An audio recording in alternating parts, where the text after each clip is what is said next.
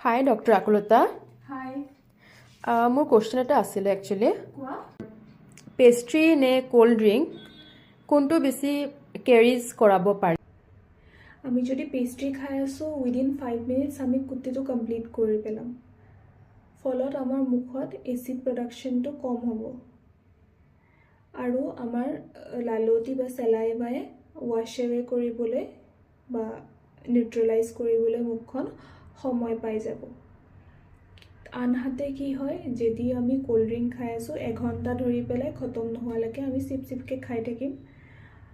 তাৰপিছত কি হয় মুখখনত এটা এচিডিক এনভাইৰনমেণ্ট ক্ৰিয়েট হয়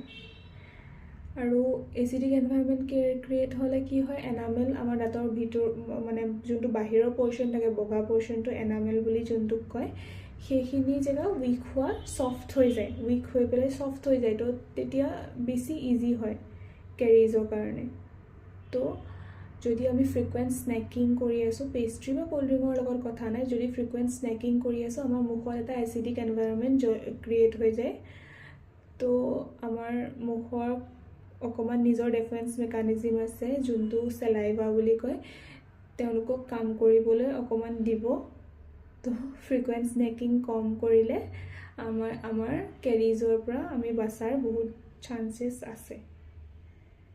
থেংক ইউ